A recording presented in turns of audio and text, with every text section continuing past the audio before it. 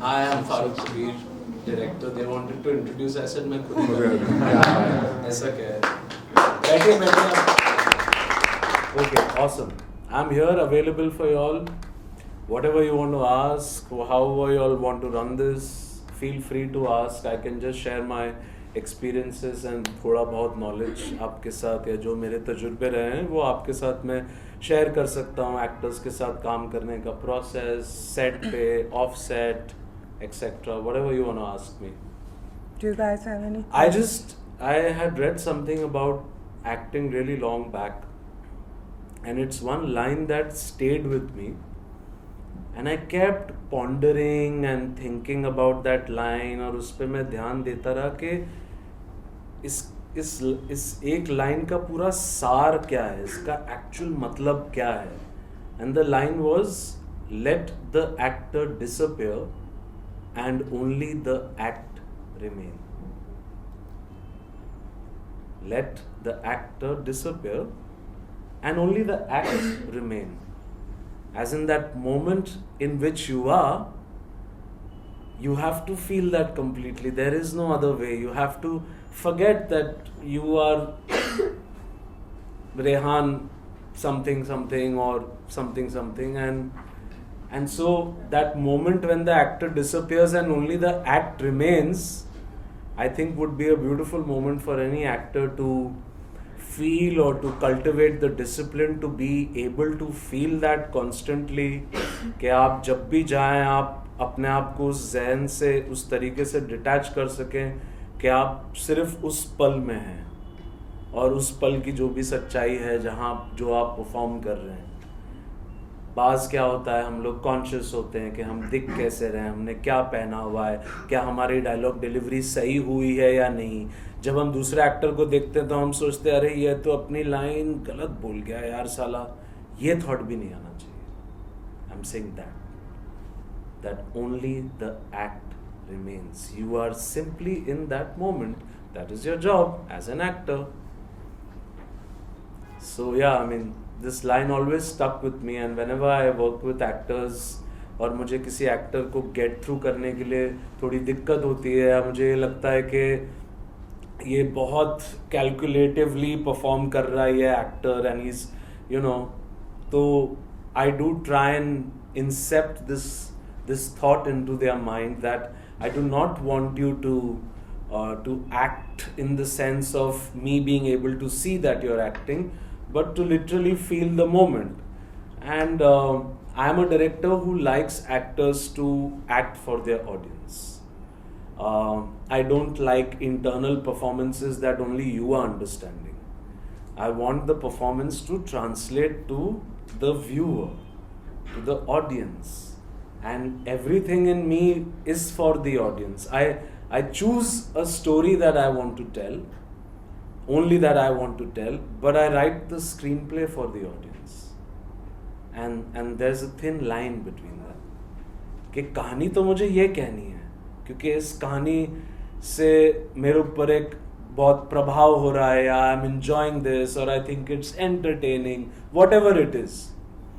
But then I write the screenplay for the audience, as in I structure the screenplay and I lay out my 3-act structure in my writing in a way, and I create my plot points in a way that it's entertaining for the audience to watch that story, whether it's a dramatic story, whether it's a comedy, whether it's an intense drama, whatever it is, it's for the audience. So many times actors who internalize too much, I do tell them ke please let's perform for the audience.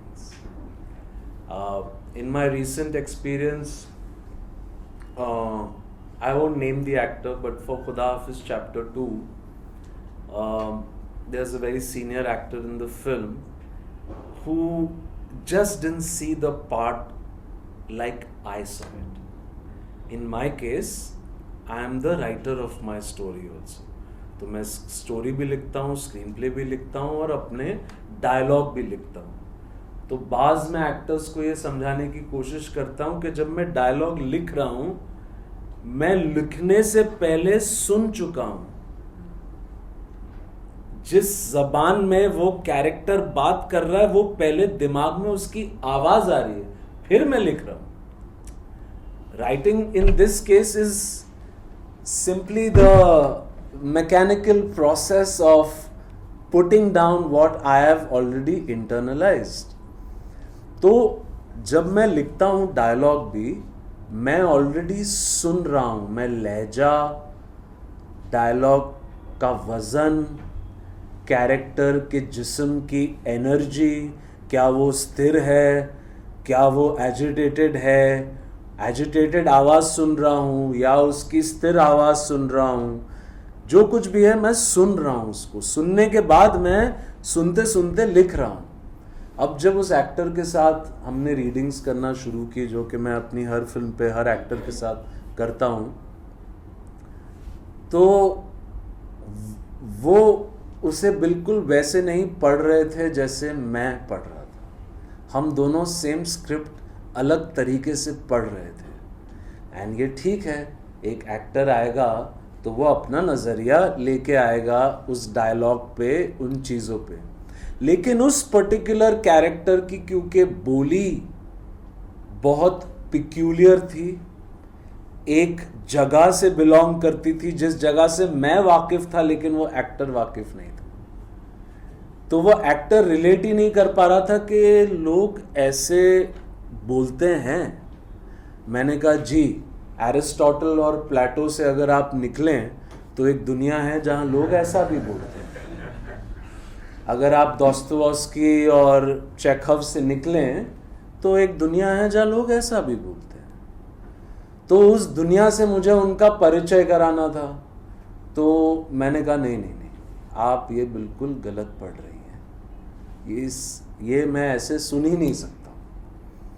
तो फिर मैंने उनको उस एक particular character पे मैंने उस actor को अपनी तरीके से इंटरप्रेट नहीं करने दिया, मैंने अपने तरीके से ही उनसे इंटरप्रेट करवाया और वो बहुत बखूबी और बहुत अच्छा निकला और वो भी बाद में बहुत सरप्राइज हो गई।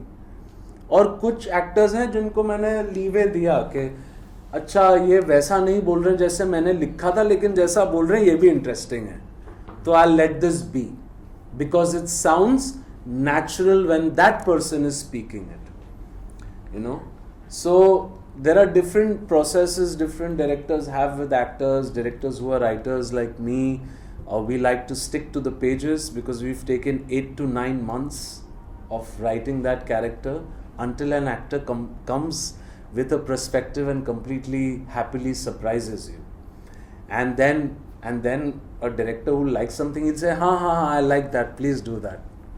वो जो आपने किया है उसको वैसे ही कीजिए, वो लाइन पे ना आपने उसको ऐसे बोला था, उसको वैसे ही बोलिए दूसरे टेक में, फॉर इंस्टेंस। तो बहुत बार मैं ये भी करता हूँ that I let the actor flow and I feel के because the actor and me have had enough discussions, उसके अंदर जज्ब हो चुकी है बात, देन आई फील रिलैक्स्ड कि हाँ हमने जो साथ में पेजेस पढ़े, हमने जो रिहर्सल्स या रीडिंग्स की, उसमें मैं मुतमईन हो गया. I was absolutely comfortable and convinced that this actor will now perform. Then I leave them on set. But yeah, each actor, each script, each character has a different process. So yeah, I mean, I'm very Shakespearean in the sense that I like everything for the audience.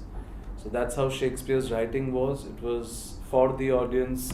The performance was for the audience. Everything was to entertain the audience in your own manner. So yeah, please feel free. I don't know what else to kind of share with you. I want to start breaking the ice.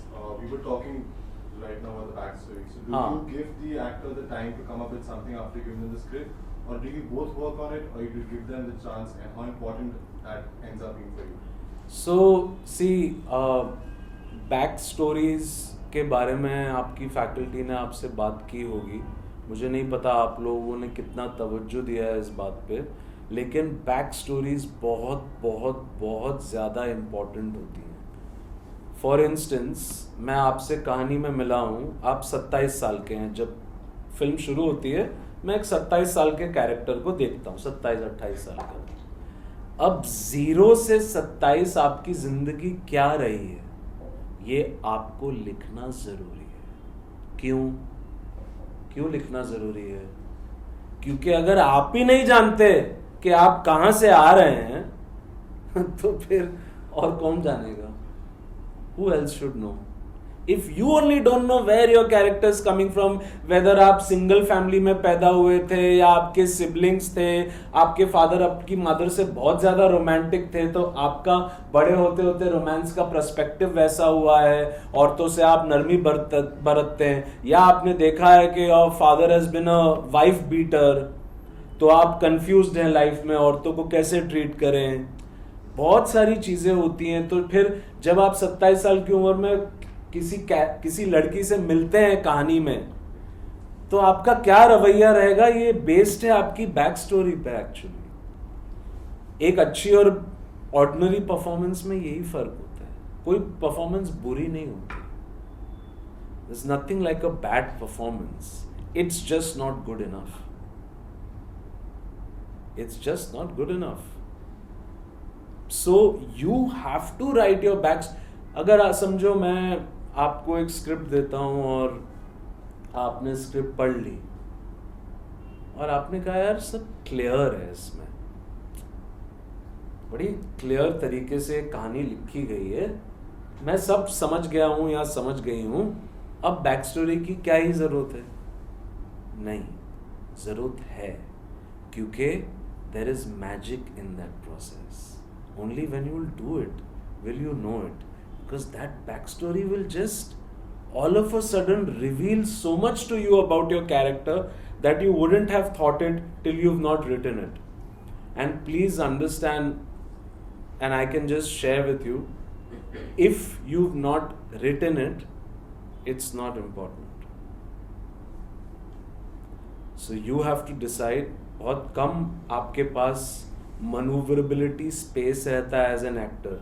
मतलब आप मेरे set पे आ जाएं as an actor, तो you are going to be in the hot furnace in the sense that you will have to be performing at pace.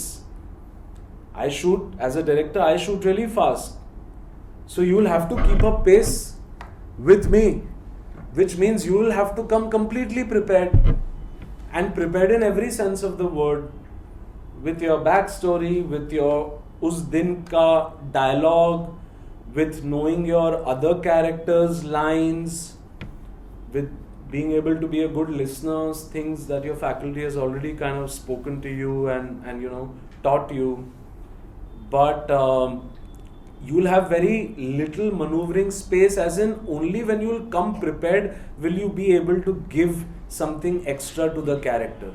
मालूम पड़ा shoot fast हो रही है, आपकी लाइनें भी आपको याद नहीं है, टेक हो रहा है, वो टेक के टाइम आप कम पड़ गए हो because you been underprepared, you know. So those things should not happen, and you should have the capability and ability even to surprise your director on the day of the shoot, you know, that you come and do something with a line or the character and you tell the director, you know, this part in my backstory, I feel it connects with this. See, good writers, and if the script is good enough, a good writer will always write backstories for his character. He may not share that with you necessarily. The script is gone from the script writer, it's come to the director, it's gone to the EP has given you the script. वो backstory रह गई है उसके बिन में कहीं, वो उसने आपके साथ शेयर नहीं की है, लेकिन आपका फर्ज बनता है बतौर एक्टर कि आप वो लिखें, अपने डायरेक्टर के साथ 5 मिनट वो डिस्कस कर लें कि ये मेरा कैरेक्टर 27 साल का है जब मैं फिल्म में आया हूँ, और मुझे लगता है 0 से 27 ये मेरी लाइफ रही है, do you relate with this, और can I speak to the writer, does the writer relate with this back story, और would the writer like to give me some pointers. You should have the curiosity to probe, to want to know, वरना काला अक्षर है paper पे. आप जैसे उसको चाहें समझ लें और उसके साथ जैसा चाहे व्यवहार करें उस काले अक्षर के साथ. चाहिए तो काला अक्षर है, नहीं तो बहुत अच्छी स्क्रिप्ट और बहुत अच्छी अपॉर्चुनिटी है आपके लिए परफॉर्म करने के लिए.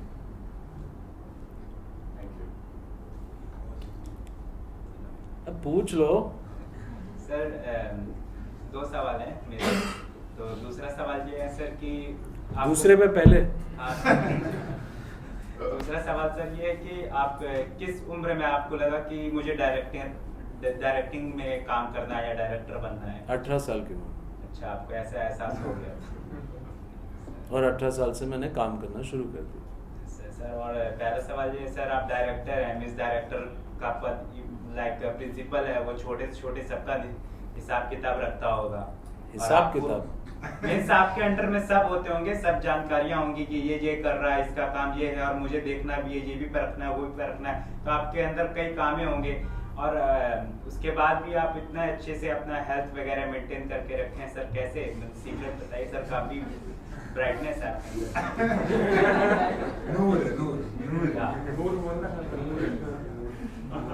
I think this was more of a compliment. No Kind of question. Thank you, शुक्रिया आपका। यार मुझे लगता है आपकी बात एक्चुअली बिल्कुल सही है। मुझे लगता है एक सेट पे सबसे फिटेस्ट आदमी डायरेक्टर होना चाहिए, emotionally, mentally, spiritually and physically. You have to be the fittest person on set, because if your film matters to you, you will be the last man standing.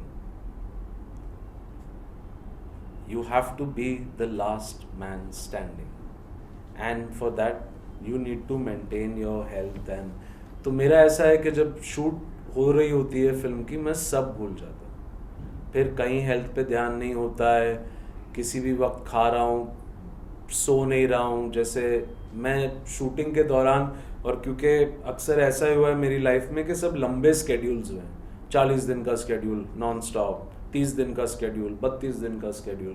Somehow मेरी life में schedules ऐसे लंबे लंबे हुए हैं। तो उस दौरान तो मुश्किल है, क्योंकि सिर्फ 3 घंटा 3.5 घंटा मुझे नींद मिलती है मैक्सिमम। अच्छे दिन पे, जिस दिन ऑफ हुआ उस दिन 5 घंटे सो जाऊँगा। तो मेरा स्टैंडर्ड एवरेज है 3 hours of sleep, 3.5 hours of sleep. क्योंकि मैं शूट पे जब जाता हूँ तो अपने पूरे शॉट डिवीज़न के साथ जाता हूँ। यानी अगर मेरे दिन के 32 शॉट हैं, सारे 32 शॉट में लिखता हूँ, उनके मैं एक्सेसेस भी मार्क करता हूँ। एक्सेसेस यानी इस वक्त आप बैठे हुए हैं, समझ लीजिए पेपर पे एक्सेस 1 पे, मैं बैठा हूँ एक्सेस 2 पे, ये एक्सेस 3 है जहाँ कैमरामैन बैठे हुए हैं, ये एक्सेस 4 है जहाँ आपकी फैकल्टी है, ठीक है। अब मैं पूरे सीन को एक एडिटेड तौर पे शॉट डिवाइस करता हूँ। यानी जिस तरह मुझे एडिट चाहिए, जिस तरह फाइनली वो सीन कट के आना चाहिए, उस तरह से मैं शॉट डिवाइस करता हूँ। तो एक्सेस 1 पे एक शॉट है, एक्सेस 2 पे है, फिर एक्सेस 4 पे है। तो ऐसे अगर मेरे 32 शॉट हैं दिन के और 3 सीन्स हैं, तो वो पूरा शॉट डिवीज़न मैं करके जाता हूँ सेट पे। इसका ये मतलब है मैं पैकअप से, अगर 6 to 6 की शिफ्ट है, 6 बजे पैकअप हुआ, डायरेक्टर को निकलते निकलते 6:30 7 बज ही जाते हैं। सवाल जवाब होते हैं अगले दिन के क्रू के साथ। फिर आता हूँ फटाफट नहा के, थोड़ा कुछ खा के अपने शॉट डिवीज़न पे बैठ जाता हूँ। अगले दिन के जो भी सीन है उसका डिटेल्ड शॉट डिवीज़न करता हूँ, because I hate going अनप्रिपेयर्ड। And मैं ना ही उतना टैलेंटेड हूँ, ना ही मुझ में उतना कॉन्फिडेंस है कि मैं बिना शॉट डिवीज़न अपने सेट पे जाऊँ। मैं अपने आप को उतना टैलेंटेड नहीं मानता। मैं मानता हूँ कि जितना मैं प्रिपेयर करूँगा, जितना मैं तैयारी पुख्ते तरीके से करूँगा, that's how well I will perform that day. तो थोड़ा मुझ में अभी भी एक, मतलब मैं अपने आप को कोई कॉम्प्लीमेंट नहीं दे रहा हूँ, बट मुझ में अभी भी थोड़ा कहीं एक लर्नर और एक न्यू कमर मेरे अंदर बैठा हुआ है कहीं। वो curiosity and wanting to be, you no.